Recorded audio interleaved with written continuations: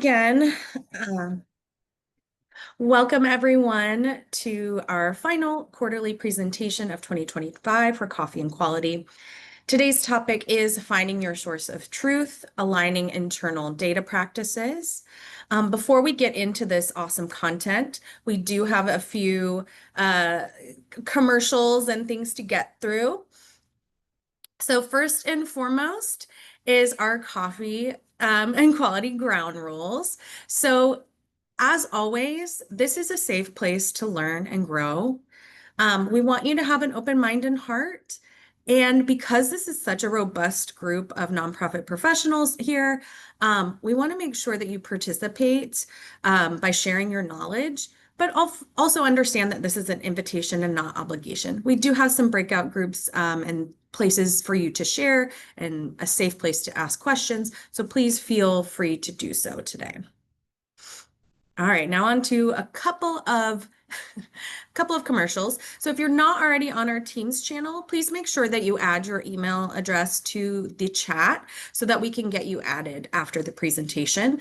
We share a lot of materials, professional developments, updates, announcements, things in that manner. So make sure if you're not already engaged in our Teams channel that you take advantage of that. But a big commercial. We are so excited to be launching our 10th cohort of the learning cohort. This is our storytelling, data visualization cohort. This will be in the winter of 2026 is when it will take place. So our application is open now. So if you want to scan that QR code, I know Jessica also dropped it in the chat so you can learn more. Make sure you're applying to, really figure out the research and explore ways with hands-on application of how to tell your story with data. I know there are some alumni in this group, so if you want to give a shout out to your cohort number in the chat, that would be awesome. But we look forward to getting applications for this and reviewing those so you can join us in 2026. Feel free to drop any questions about the cohort as well. All right. All right, so let's get into the good stuff. So we make sure we respect your time. So we are so excited to welcome Alberto Espinosa.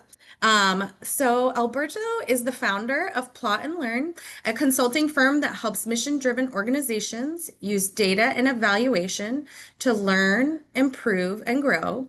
With more than a decade of experience in the nonprofit and philanthropic sectors, he has led initiatives in grants management, evaluation, data analysis, and organizational learning.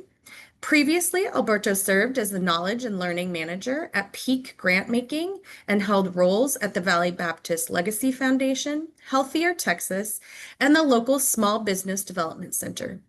He holds a master's in public administration from the University of Texas, Rio Grande Valley, and previously served on the board of the Texas Evaluation Network. Based in McAllen, Texas, Alberto enjoys brewing coffee, cooking, reading, and traveling with his wife Blanca, and cuddling up with their curious cat Rosita. Recently, they welcomed their first daughter, and Alberto is joyfully embracing the new adventure of fatherhood. So I'm going to allow him to take over and take us on this journey with data. So welcome, Alberto. All right. Well, thank you, Allison, and thank you, Jessica, for the invitation and for the introduction. I'm super excited to be joining this group today. Also an honor that this is the last Coffee and Quality of the year, right? For the quarter. And hopefully, this information that we share today, the exercises that we go through really set you all up for either your current planning that you're doing for next year or as you're kind of ramping up for your grant applications, requests, planning, evaluation plans, any of that stuff. So I'm excited to be here. Over the next hour or so, we are going to tackle, I think, one of the most common challenges, I would say, that nonprofits face. And that's really knowing like which data to trust when you have multiple versions of the same information, just kind of floating around your organization, right? And so I'm going to start sharing my screen right now. I do want to just preface that I will be switching back and forth between the presentation and also a handout that we'll make available for you all today. Um, and so I'm excited to be diving into this topic. It's something that I've experienced a lot throughout my career. And so I started kind of thinking about this, about a year or 2 years ago, about just kind of sources of truth and like what are the challenges that organizations face. And so we will be framing sources of truth and sort of why this topic matters. In the screen, you can see the agenda for today. We're also going to talk about what a source of truth is and why it's important for your organization to know what a source of truth is, to know what your sources of truth are. I just want to say that there are multiple sources of truth. It's not just one single source of truth. So I'll kind of set that or say that from the beginning. Um, we're going to have 2 interactive breakout sessions as well. There's going to be a data scavenger hunt. And then we're also going to map out just kind of potential sources of truth for your own organization. And so between those activities, we will be sharing some key elements that make a source of truth actually work. And so we'll be talking about just different characteristics that you want to make sure that are found within the source of truth that you're identifying or that you've already identified within your own organization and your data. And then we're also going to talk about some culture and governance tips, review some practical checklists that you can take back to your work, to your organization, to your team, start maybe doing some action planning, thinking about what your next steps are going to be. And then we'll also have some time for Q&A. Allison will be monitoring the chat and passing questions along to me. So if at any point, if there's any questions that you have, feel free to drop them in the chat and we'll have time to get to those. And so with that, I just want to also review what our learning objectives are for today. So as I mentioned, we will be able to define what a source of truth is and also what it isn't.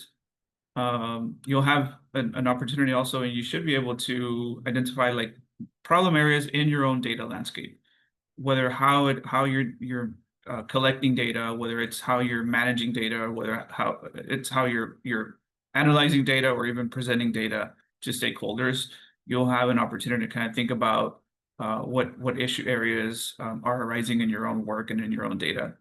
We're going to talk about the 6 characteristics that make a source of truth reliable and trustworthy. And then also, we're going to be doing some mapping, as I mentioned earlier, of potential sources of truth, and then just having some practical strategies for aligning your organization's data practices. And so with that, let's start with defining what a source of truth is.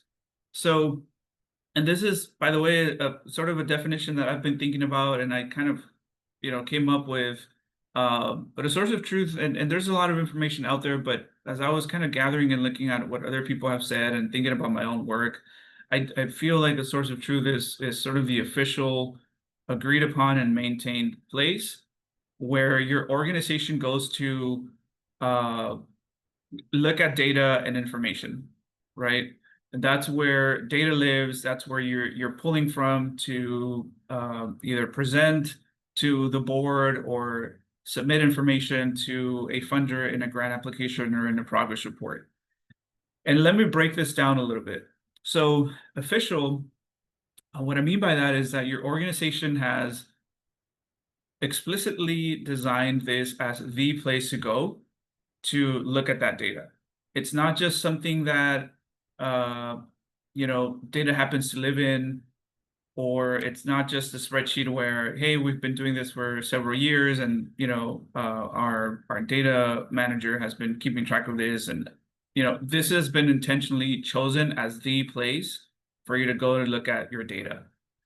What I mean by agreed upon is that this is not just one person's decision, but collectively as a team, you've said, yes, this is where we're going to look at to pull this information whenever we need to report or whenever we need to make some sort of strategic decision, whether it's a financial decision or whether it's a programmatic decision or whether it's a personnel decision. The organization as a whole, leadership, middle management, we all agree that this is the place where we're going to look at for this particular point of data. Without, I think, that agreement, people are going to continue kind of using their own preferred sources, right? That they may have saved in their own desktop or in their own folders. And by maintaining, I mean that, the source of truth really does require ongoing care. And we're going to talk a little bit more about that. But someone needs to be updating that information. They need to be updating that data. They need to be regularly checking it and ensuring that it's accurate. So mentioned earlier, making decisions. The source of truth is what you're going to use to make decisions. When your team is asking, like, should we expand this program? Should we apply for this funding? Should we hire another program manager, another program coordinator? You're pulling information from these different sources of truth that you've identified in your organization. It's what you communicate externally. So whenever funders ask for outcomes, whenever they're asking for reporting, you're utilizing the sources of truth. And it's really like what allows you to report with confidence, right? You're not second guessing yourself about whether the numbers are correct or not, whether they're adding up correctly or not, or whether there's perhaps another number floating around or another piece of information floating around. You know that this information is accurate. And I do want to just kind of mention, I know that for the most part, I'll be focusing on numbers and numeric information and data and quantitative data, but this also applies to qualitative data, right? And it's just making sure that we have a place where we can confidently go to and gather that qualitative data where it may be stored. So the reality, I think, for a lot of nonprofits is that we have a lot of information. We have a lot of data. We're probably drowning in data.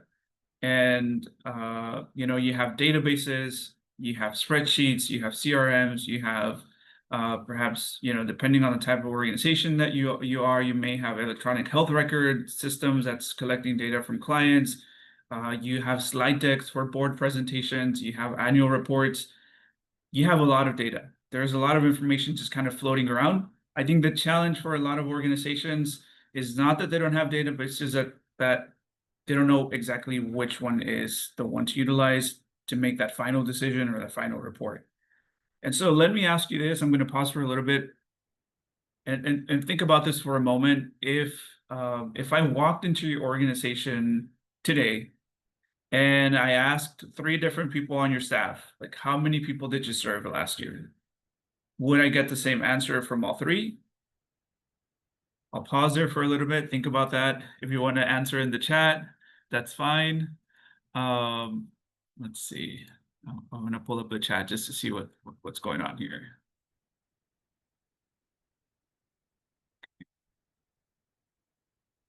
Probably not. Depends on who you ask. Yeah. If you answer yes, that's great. Congrats. You're one of the few organizations that probably can say that. You're welcome to stay for the rest of the presentation. But if you answered no, or if you're not sure, that's exactly why we're here today. All right, we're here to solve that problem, or at least to start thinking about how to solve it. When 3 different people pull 3 different numbers in this example for the same metric, how do you know which one's correct? And more importantly, how do you decide, like, well, which one are we going to put forward in whatever we're doing, right? Whether it's a board presentation or a grant application or an annual report, which one are we going to send out to funders? That kind of ambiguity and uncertainty creates real risk and also anxiety, to be honest, right? Like, I've been in that situation where I'm like, oh my God, we have 3 different numbers, 4 different numbers from staff, and how do we know which one is correct? And so let me expand on that a little bit. And I'll paint a picture for you all that I've seen play out dozens of times in organizations that I've worked with, and that I've also heard colleagues kind of talk about in their own experiences. But imagine that you're a program manager and it's your turn to share updates at an all-staff meeting. And so you're prepared. You pulled the numbers that you needed. You created your slide deck. You maybe rehearsed a little bit.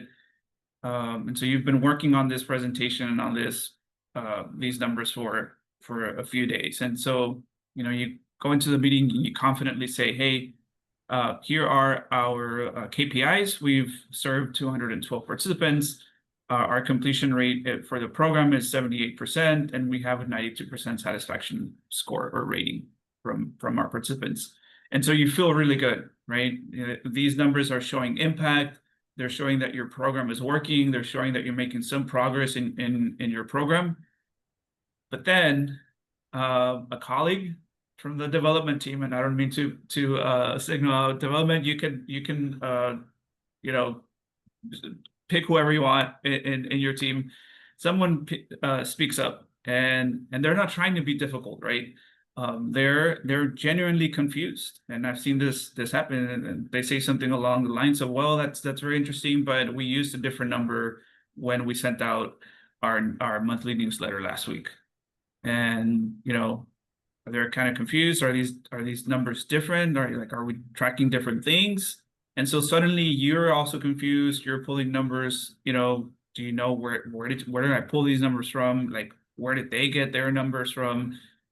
And then another colleague, just to kind of also, they're a little confused. They chime in and they say, "Hey, well, I helped analyze the survey satisfaction rate, and I recall that our satisfaction was closer to 86%. That's what I calculated and I used for a funder report." And so now you're wondering, like, well, did I pull the wrong numbers? Like, did I make a mistake? So these are situations that I think happen often across organizations. And you're kind of sitting there thinking, well, what happens next, right? And so instead of celebrating your success in your program, and maybe having like strategic conversations about how do we build on that success, or how do we kind of work on improving certain areas, you're kind of spending the rest of your time really trying to figure out and reconcile different numbers and different pieces of information and data points. You're trying to figure out, like, where did these people pull data from? And so, all of a sudden someone suggests, like, hey, let's just take this offline, right? We're not gonna solve this right now in like the 20 minutes that we have left in our meeting. And so you kind of end the meeting without any clarity.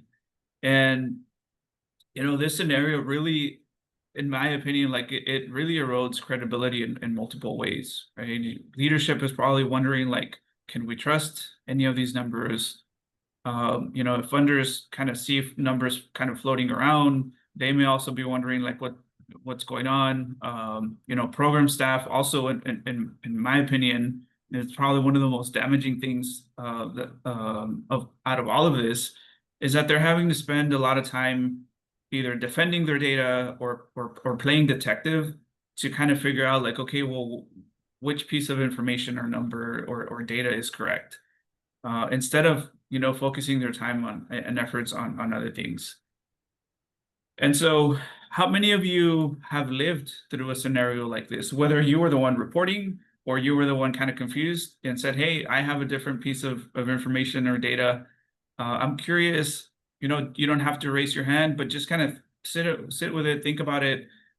If you know if you want to share it in the chat, whether you've experienced something similar, totally fine. But I just want you to know that this is one of the most common challenges that nonprofits face.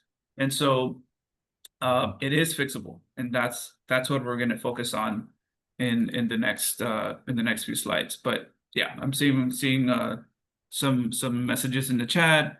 I've experienced it on both sides. That yes, I've felt that way.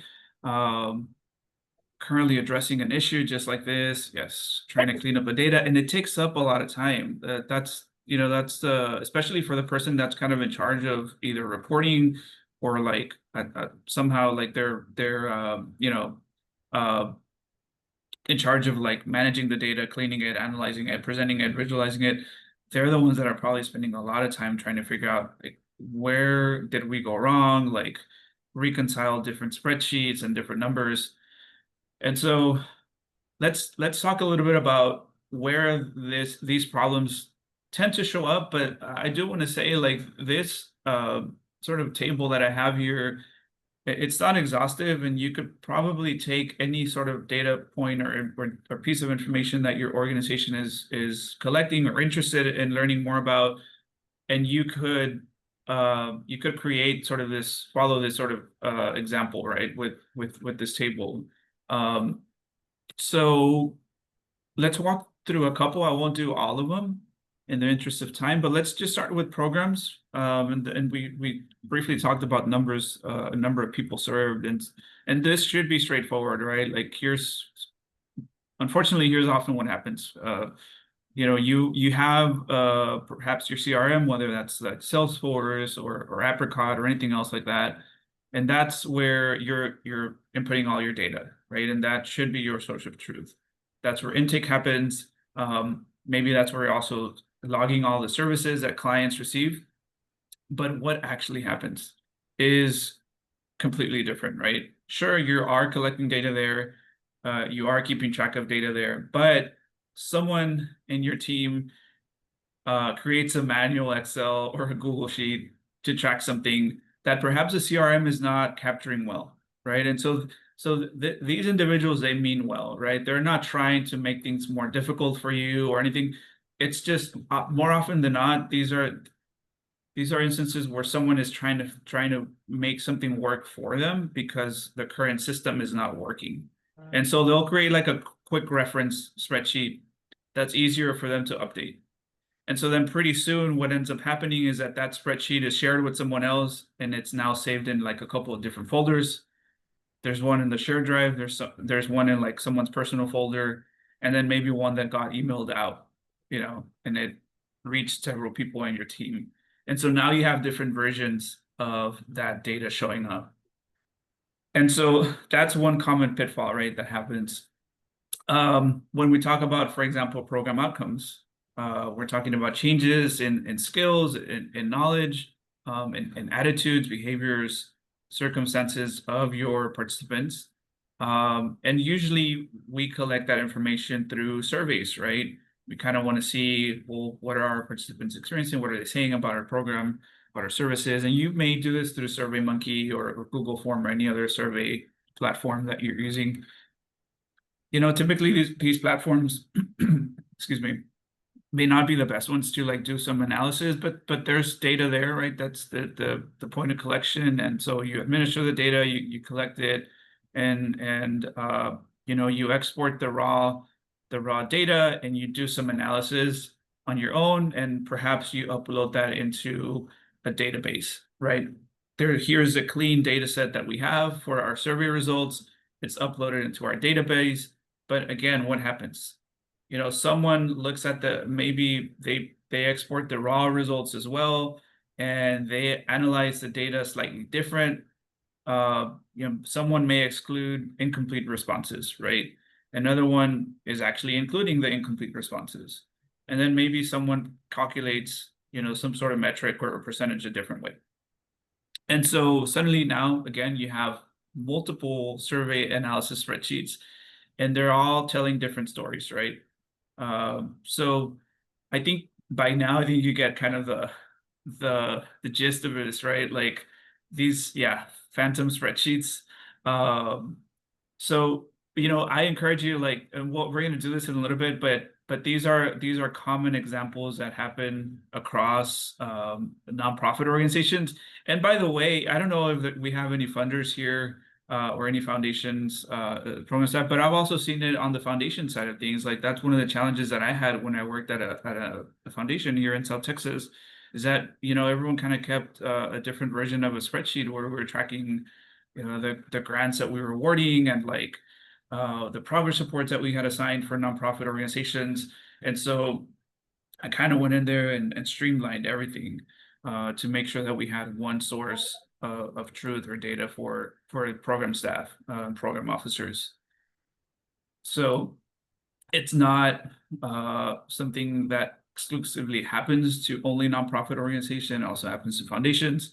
And so the pattern I think is clear.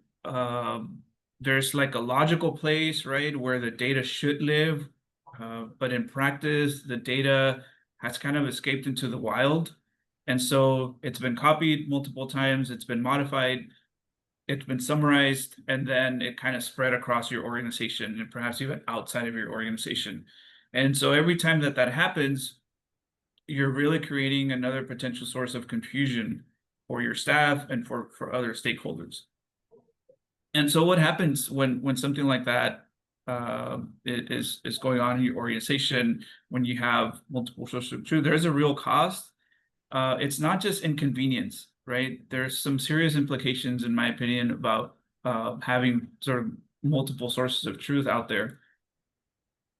First one is that there's time wasted. And so I want to be specific about this because it's not just kind of like a few minutes here and there. That would be fine if you could fix it like in 5 or 10 minutes.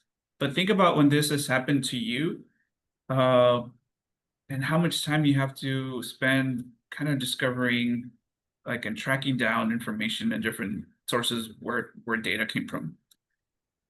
You may need to open multiple files. You may need to check version histories, right? Luckily now we have version history with Excel and some of these other documents. You may need to ask colleagues like, hey, which version did you use?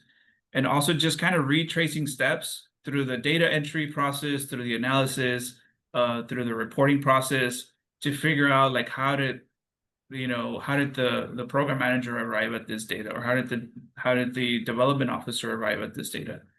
And so it's happened to me where I've spent days and almost weeks kind of trying to reconcile this information. The most recent one that happened to me was, there was we were collecting participant data in two different platforms. And so, there was one with where participants were kind of coming in, we were logging all their information, and then there was a registration for Zoom classes that we were providing.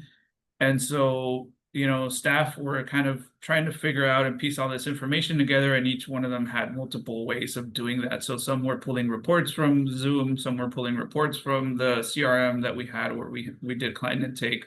Some of them were merging both data together. It was pretty messy, and so I spent a lot of time trying to figure out like, hey, which are our main data sources here, and like how do we kind of avoid this from happening? Um, and so a lot of that time is wasted time, right? It's time that's not being spent on your mission. So if you add this time up, it may be a lot of time at the end of the year that you're spending on just trying to reconcile and figure out what your data, what data is correct. Inconsistent reporting is another one. I know I've mentioned it again, but I will just say one thing. It creates real anxiety, right? Whether you're reporting internally to your board or to your executive director, or you're reporting to a funder, if you know that there's like some inconsistencies in your numbers, that creates real anxiety, especially if you can't really explain why those differences exist in the first place. And it may also create a situation where stakeholders are wondering, like, why are there different numbers here? And so it's happened to me, at least, when we were reporting on an HHSC grant where, we had a site visit with them. It was a virtual site visit, but they did point out like, hey, your numbers are not consistent. There's just two different numbers here. And so that created some anxiety, right? The third one is just confusion over what's right. And this really creates decision paralysis when your leadership team is trying to figure out and make strategic decisions. What number do they rely on, right? When they're trying to decide whether we expand a program or not, whether we hire another staff member or not, whether we pursue another funding opportunity. Reliable data is needed in these types of situations and decisions. And so every time that someone asks like, hey, is that number right? Or is that piece of information correct? Or where did you get that from? It's really difficult to kind of move forward with confidence. And so decisions often are delayed, or you miss opportunities because there's some confusion around that. There's also just credibility that's undermined internally. You may lose a little bit of confidence. You may start saying, well, approximately we've uh, uh, approximately we've served X amount of people, or we've done this. And so that's that's not really the culture that we want to build. I think the fifth point is one that we don't talk about enough, and that's staff frustration and burnout. I know I've experienced it when I was trying to figure a lot of this out for a couple organizations. It shouldn't be, data should be a tool that I think helps staff do their jobs better. But instead, what ends up happening a lot of times is that it becomes a source of stress, right? And potentially conflict. And so, some staff may feel defensive about their numbers. Um, and just in general, I don't think people like to spend a lot of time like cleaning up messes, right? And so this is kind of that thing that drives people, good people out of organizations when something like this happens. And so before I move on, I just want to ask, like, is there anything else that I kind of missed from this sort of like the consequences of having multiple sources? I'm curious whether you all have experienced anything else, or um, anything else that may be added, should be added to this list. Feel free to drop it in the chat.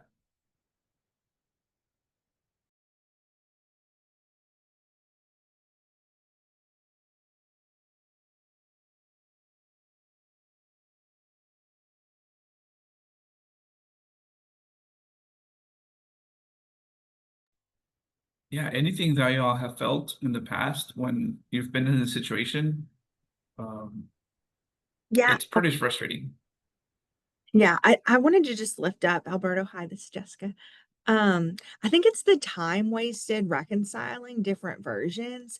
Like, I love Alex put in the chat that they have like automatic reconciliation that happens weekly. Like, love that, lucky ducks. But sometimes you don't have that. And so I know there can be this like you spot it, you need to clean it up, but then going back and doing that and then having the person like who maybe was the source of that issue, like going back to them, it's just so time consuming. Like, I think for me, that's the other things. It's just all that time that can be associated to this that just like drags on the whole process. Yeah, sometimes it seems like it's like a seemingly easy or quick fix, but it ends up taking up a lot of your time, right? Um, yeah. So let's think I think we're coming up on the breakout. So we'll have a little bit more time to talk about all of this. Um, I want you all to think about like specific data points in your own organization. And I've listed a few here, but feel free to do this for any other like data point that's important to your organization. For now, I have like number of people served, volunteers logged, program activities, outcomes, outputs. Budget to actuals, I want to say that this also happens in financials. And then board member roster. I know like this is kind of a weird one, but like sometimes like organizations have different versions of their board members kind of floating around. Like no one really knows like who, wait a minute, like is that person still part of the board or not? So that's like another kind of piece of information that I think I just wanted to point it out. But for each one of these, I want you to list out all the systems, all the files, any people that are involved in like tracking that information, like really dig into this. And then don't just think about where the data should live, but think about all the places where it actually shows up. Is it in a database? Is it in a spreadsheet? Is it in an email potentially someone sent out, or regularly sends out? Is it in someone's head and brain? Sometimes data lives in people's brains, and that's like the only source of data that you have. And so if that's the case for a piece of information, you need to get that out and like save it somewhere, right? Before that gets lost. Um, are there multiple versions of this? And then start looking for patterns. What overlaps or conflicts do you see? Is there information living in multiple places, and where do different sources kind of contradict each other? And so I'm gonna switch my screen here for just a bit, because I want to show you all. I prepared a document with just a handout with some information here. And so if I think this may have been dropped in the chat already. Okay, yeah, Jessica dropped it in the chat. Thank you, Jessica. So go ahead and open or download that PDF version of the handout, and then scroll down to page 3. That's the scavenger hunt. And so really the point of this is like just kind of going through these different columns in the table. So like for the number of people that you serve, like where do you find this information? And then, so again, list all the different sources where you could potentially find it, and then start noting any conflicts or gaps. We're going to break you out into groups of 5 through 7. We'll have about 10 minutes to work on this.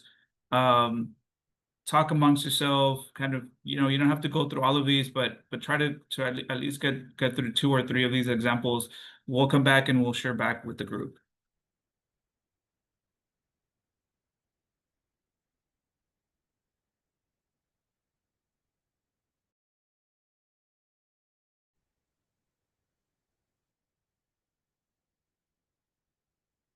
All right. Well, welcome back, everyone. I think everyone's kind of slowly coming back to the rooms or the room.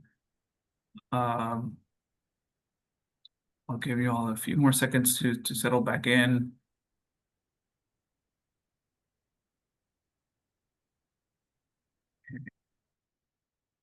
Well, I'm curious, how did it go? Are there any patterns that emerged for you all? If there's anyone that wants to come off mute and share what they discussed in their group, you're totally welcome to. Um, Curious about like any conflicts or overlaps in the data landscape within your own organization, or if you want to just drop it in the chat, that's totally fine as well.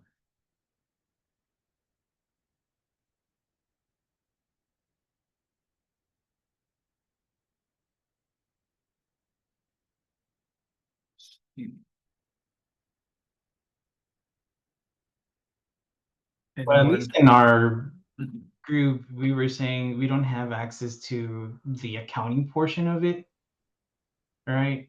Um, we have to always talk to the accountants for that portion of the data. So yeah. Yeah, I feel like financial data, and I think for some reasons, right? Like for good reasons, it's very closely guarded information. But we'll talk a little bit about accessibility in the next slide, and sort of like figuring out like, well, how do we make this data accessible to people that need it when they're trying to make decisions, right? Including financial data, I would say.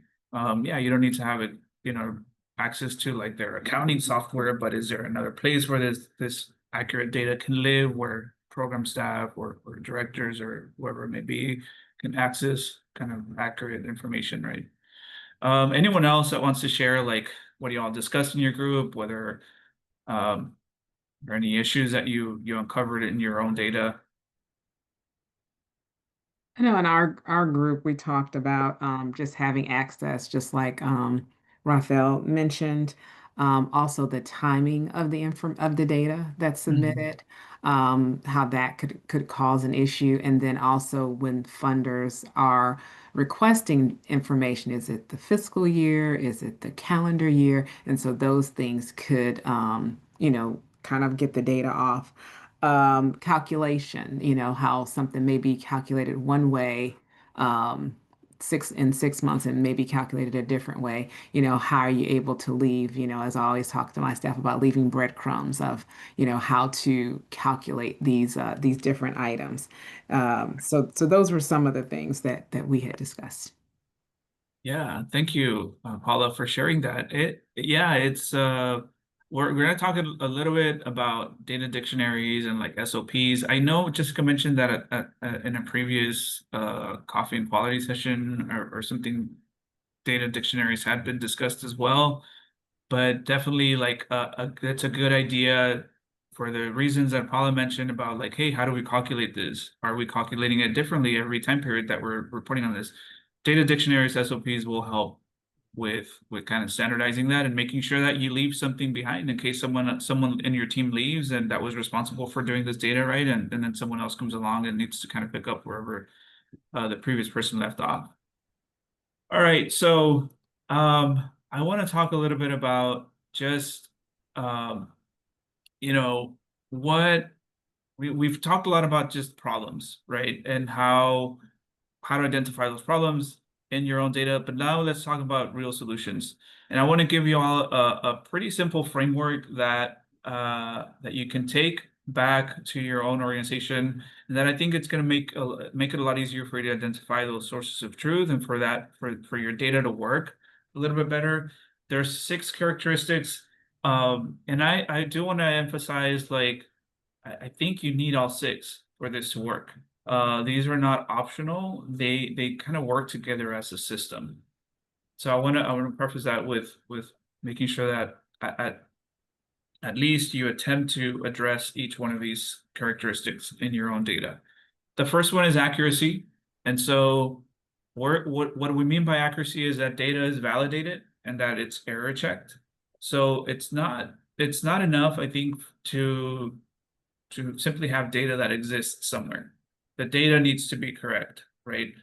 And in order to have accurate data, there's a process of data validation rules. We talked a little bit about that right now with Paula's example. Having regular audits, error checking procedures to make sure that you're checking for errors within your own data. And so, for example, if you have data in your CRM and you need to have some validation rules, perhaps to like remove any duplicate entries. I saw in the chat someone mentioned that they spend a lot of time removing duplicates. You also may have a situation where you need to ensure that a particular data field that needs to be completed, right? There's certain instances where we're collecting data and we need to ensure, hey, we absolutely need this data field for this particular instance. You also need a way to flag unusual values, whether those may be outliers or missing data or anything like that. You need a way to kind of see, hey, this just doesn't look right. Someone needs to be checking that data at entry point, at the data entry point, right? And making sure that that's happening correctly. But you also need to be checking your data regularly. You need to do regular data reviews. So without accuracy, none of the other characteristics that follow in this table are going to matter. So if people can't trust the data and can't trust that the data is correct, then they're just going to create their own version, right? And we're going to fall back to our old ways. So accuracy is very important and key in this sort of framework of creating a source of truth. We talked also about timeliness. And so the data needs to be regularly updated. And so a source of truth that's 3 months old isn't actually truthful anymore, right? It's kind of historical in a certain way. Now, when I say timely, I don't necessarily mean real time. So there's a difference. What I mean by timely is that the data needs to be updated at the frequency that matches how you're going to be utilizing that data. So let's say that you're reporting on a quarterly basis.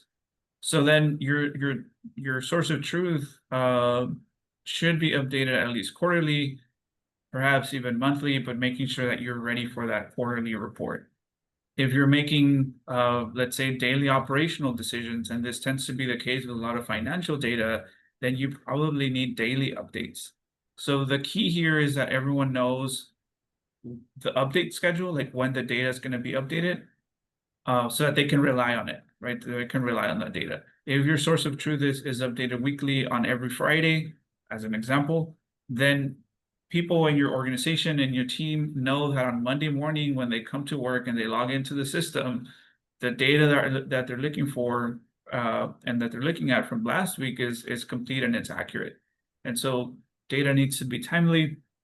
The data also needs to be accessible. We talked about that earlier, one of the examples as well.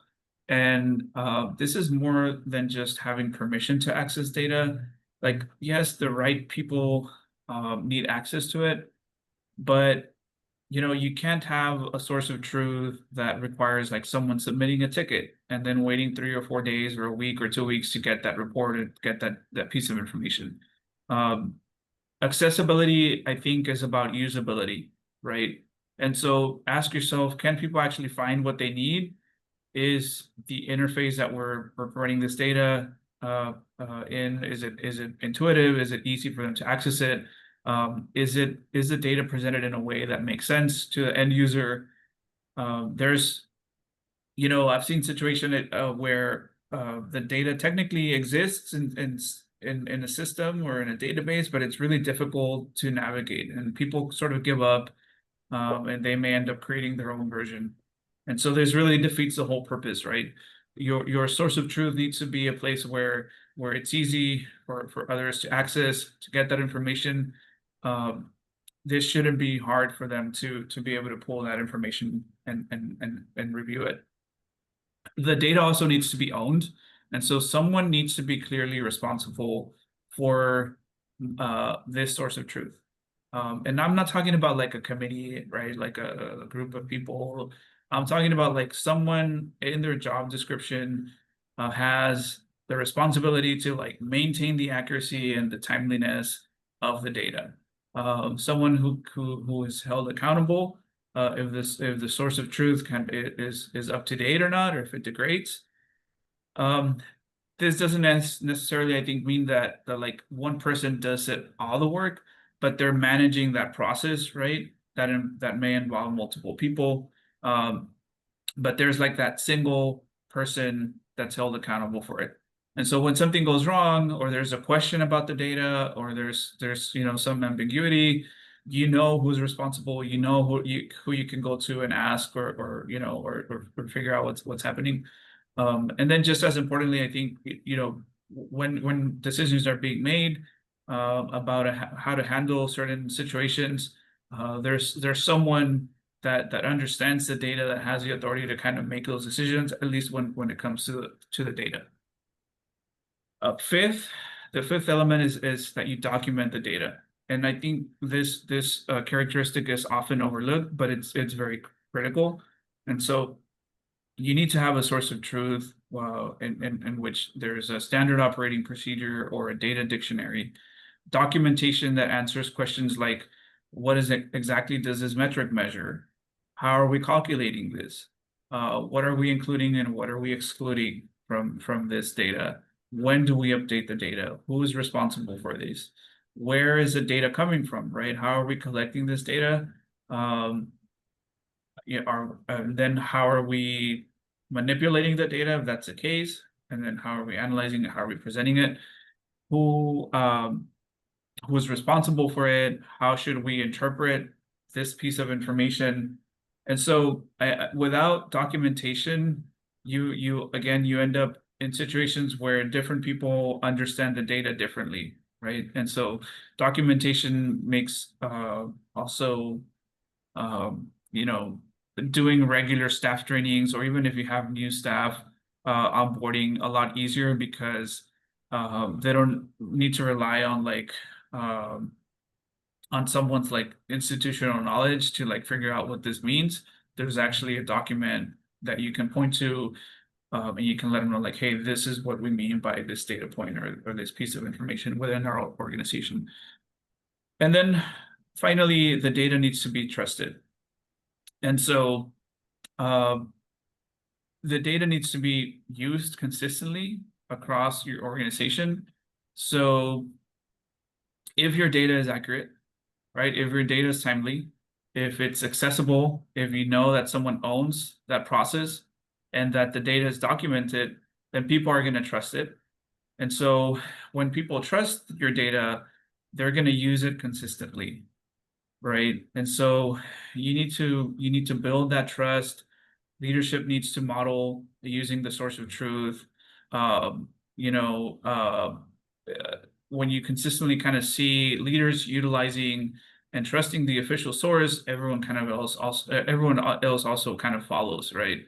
Or if it's a program manager, if it's a program director, right, and they say, hey, this is what we're utilizing for this piece of information or for this program. I think the critical point for all of these elements is that they all need to work together as a system, as I mentioned earlier. You can't just pick three and hope that that it works out. If your data is accurate and timely, but it's not accessible, people are going to create their own versions. If it's accessible but not owned, it's gonna gradually decay, right? No one's gonna kind of take responsibility for maintaining it.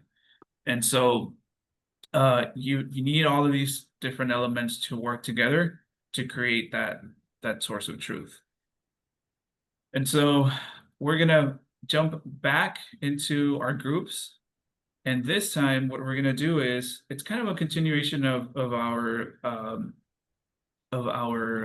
first breakout, but in the handout that we created on page, I believe, yeah, it's page 4, which is it's this one, 05 breakout data mapping.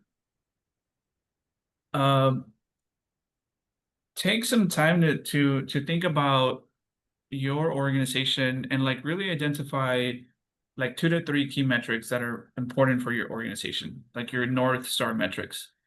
So think about that and then ask yourself the following questions. Like, what exactly is this data point measuring? And so be precise, right, about what that's measuring. Where does the current data live? So you have your current sources. And then are there any conflicts or gaps? So up to this point, I think these 3 columns are very similar to what we did in the first breakout session. The difference is now let's start thinking about what our proposed source of truth should be. Is there an official source right now?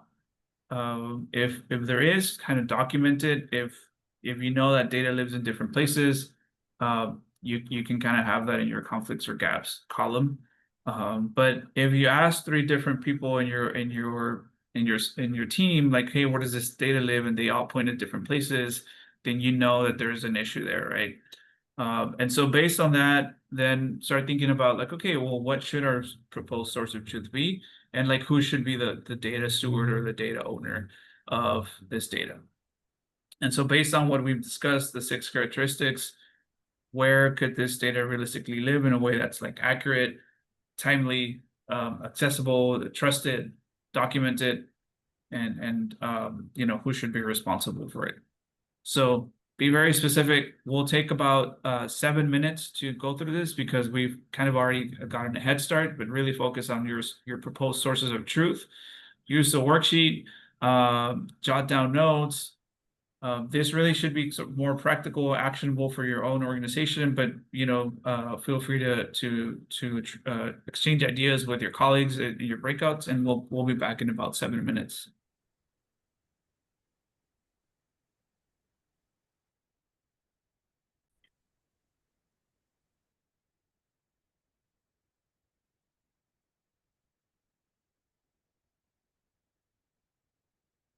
All right, well, welcome back.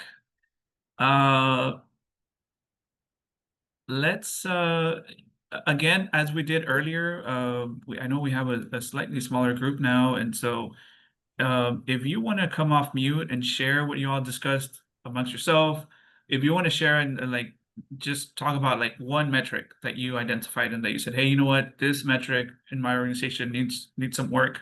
I want to focus on this. Feel free to talk about that. What did you learn about your current state? Where you want to be in the future?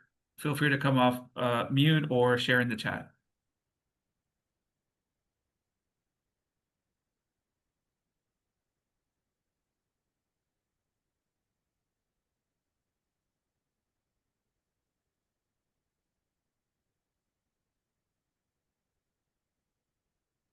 I'll go.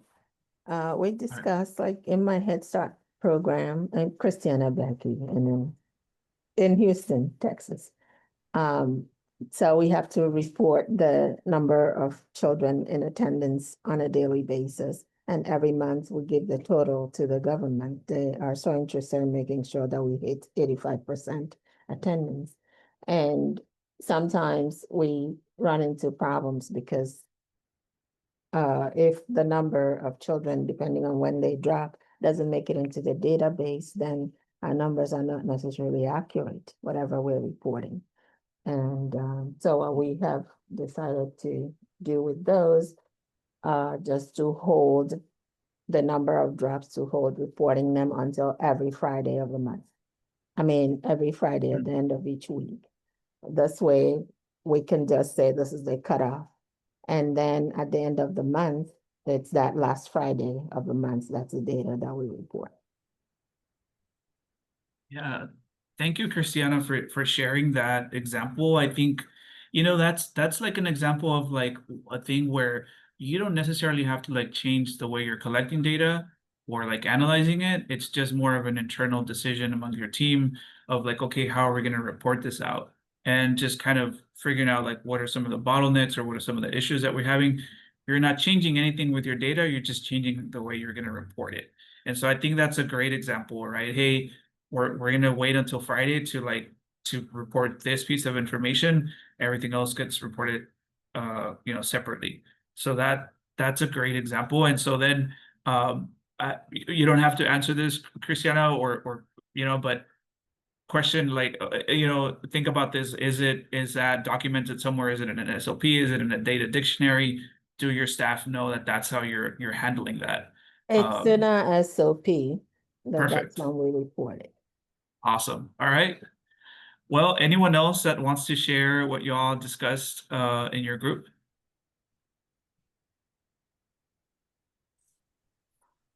If not, we can move forward into I'm sorry. yes, go ahead. Yeah. So I just like the point that you just brought it for this training, that the big challenging is when you cut and break down your data to many sources. And after that, you try to gathering them back and you just try to combine them and collect them. This is the big challenging for especially the data specialist. So after that, when you collect them, the next step is going to be the big challenge also is matching these data, if they are accurate or not. So it's going to be like too many steps until you get to finalize your final steps. This is just like what I have just lived with it with many programs and the directors. This is the big challenge. Thank you so much. Yes, thank you, Mohammed, for sharing that. Yeah. I think I'm glad we're having this conversation, and I would encourage you all, we're going to talk about this in a little bit, but I would encourage you all to go back to your teams and like have, if possible, have a conversation like this, because it's important to, like what Mohammed just brought up right now, like as a data analyst, right? The data analyst may be facing certain challenges and issues with the data that like the program manager or like the director or the executive director may not be aware about at all. Like they may not know that that's an issue that he has, and like he's spending a lot of time doing this on a weekly basis or on a daily basis. And so then hearing also their kind of side of the story and like figuring out, well, where are you, experiencing some challenges, and then like let's come together and try to work something out, or like kind of make this a little bit easier, right? Like let's make this process a little bit easier. And so there's different sides of the story, right, to this data. Like it's the person that's collecting it, it's a person that's managing and analyzing it, it's a person that's utilizing the data to report, it's a person that's utilizing the data to make decisions, right? There's all these different like sides of the story. And so I think at some point it's important to come together as a team and have a conversation around your data points and like the data that you're utilizing to make decisions. Okay, so And- we're gonna move forward. We have about, I think, 12 minutes, and I want to make sure that we have some time for Q&A. And so I want to just leave you all with just some governance tips on how we can establish sources of truth. This is not just a technical challenge.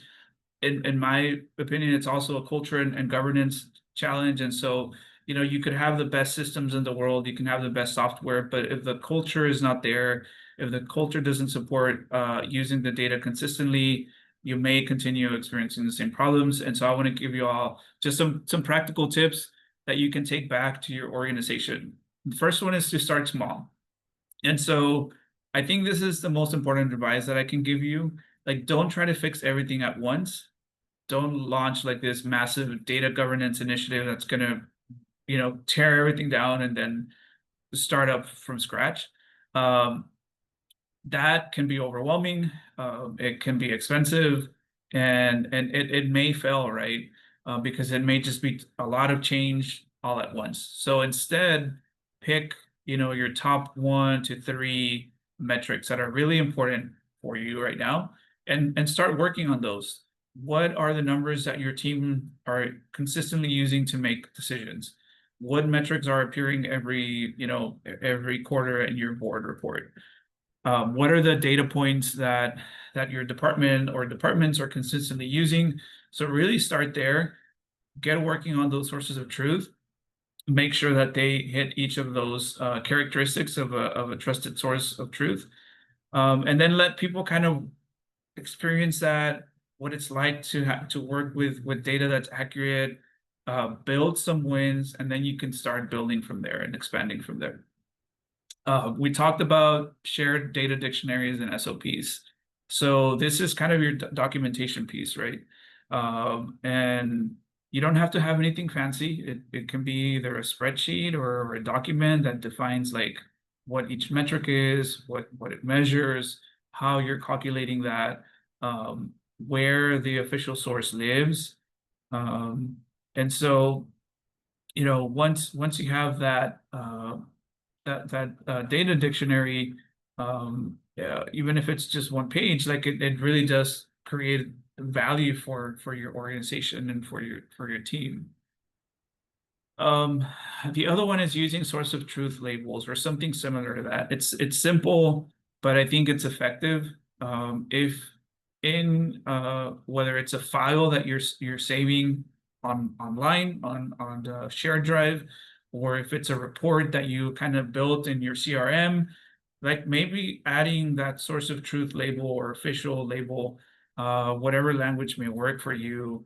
And so, you want to make sure that you're labeling a source of truth. Or if you're kind of like, working on an annual report internally, or an evaluation report internally, right? And you have certain data points that you're reporting on, maybe putting a footnote there and like saying like, hey, this was pulled from the official source of truth. Even on a dashboard, like having a small label somewhere that says, hey, this is, this data, or the data for this dashboard was pulled from our official source of truth and X platform. Just making sure that it's obvious, where drafts are, where analysis lives, and then where alternative views live, and then what's your official source. And so this is pretty simple, I think, to do. Fourth is to align your work to use sort of that same source consistently. So this is really where you need to challenge your workflows to pull from the source of truth. When you're building a report, when you're building something, you need to make sure that, hey, we're all going to pull from the same designated source. Whether you're creating reports, presentations, annual reports, you're pulling from that designated source, no exceptions, right? And then this kind of needs to be modeled across the organization, from the leadership, from executive directors, VPs, all the way down to like program staff, program coordinators, like financial staff, like whatever it may be. Like everyone kind of needs to be on the same page around their alignment with the source of truth. And then fifth is kind of really like normalizing what the source is. So in meetings, or when you're reading something, like making sure that you ask like, hey, where or what is the source of truth? And this is really about changing that culture and making it okay, even if it's expected, to kind of question where did the data come from. And it's not about being mistrustful, it's just about being rigorous, right? And being professional with the data. And so when someone's presenting a big number, it should be completely normal for like someone to raise their hand and say, hey, what's the source of data? And I think if you've addressed all these other components of a source of truth, it should be pretty straightforward response, and everyone should kind of know like, hey, well, this is the source of truth, right? So if you follow all of these steps, then the response to that question should be pretty simple. So just making sure that you're proactively citing your sources, right? start checking, where the data came from when you're presenting.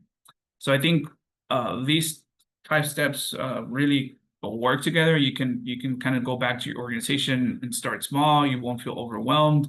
Document everything so that everyone knows what's official, and label the information so that it's obvious, right? So you're aligning your work to what you've already established, and really kind of normalizing having conversations about that. It'll really change your culture. Finally, here's a checklist that you can take back to your organization. The left-hand side on the characteristic, again, you've seen that already in a couple of the handouts that we worked on. But ask yourself, these practical questions in this tool, just a checklist that you can really just use to identify sources of truth or challenge in your organization. So is your data validated? Is it error-free? Can you trust the data that I'm seeing as correct? Are there any validation rules or quality checks already in place? And if not, what do we need to do? Is the data regularly updated? Do I know when it was last updated? Do we know how frequently the data is updated? Can the right people access the data? Is it easy to find, or do we need special permissions? Do we need special training, technical skills to be able to get to that data? Fourth, who is responsible for maintaining this? If you find an error in your data, who do you go and ask about it? Who do you go and tell about it? Is there someone accountable for the quality of that data? Four, does everyone agree that it's reliable, right? Does everyone agree that that is a source of truth? Is there an SOP that explains what the data is measuring? And so is the data the go-to source for key decisions and reports? And so action planning, really quick before we wrap up, just think about these questions. What's one data point that you want to work on? Again, starting small. Is there one system or report that you need to update or confirm its accuracy? Who needs to be involved in this process? You can't do this alone. There needs to be some buy-in from multiple stakeholders. And then how are you going to improve that process and reporting moving forward? And so take a moment to start thinking about that. Take it back to your teams. This is what you really are committing to do. And if you want some commitment, or if you want some accountability, share your commitments with a colleague, or email it to someone or to yourself once you get you have a chance to. But I'm gonna pause there because I know we're kind of running out of time. We have a few minutes left. Feel free to come off mute. Just one, yeah, one or however many, Alex. But I do want to say, any questions that we don't get to today, like if you drop them in the chat, I'll try to get to, I'll type a response out and I'll send it over to Jessica and Allison, and we can share it out with the group, because I know we're running out of time. But Just real quick, this is a tough topic, Alberto, and I thought you did an excellent job. I thank you, Paula, so much. I appreciate it. It is a tough topic, and there's a lot more I feel that could be unpacked from each one of these. And so, yeah, thank you. Yes, thank you, Alberto. Feel free to, again, add any questions you have in the chat. We also, as we just have a few minutes left, we also have feedback. Your feedback is a gift. So Jessica dropped that link in there. This helps us. We will have 4 quarterly presentations next year in 2026. So any a continuation of this topic or new topics, this is how we get that information from you guys. Yes, let me see if I can do. Yeah, so make sure you fill out, yes, also, Jessica also dropped the link in there for 2026. So please save the date and register for those. Yeah. But we appreciate you guys for coming. Of course, we will send out the recording.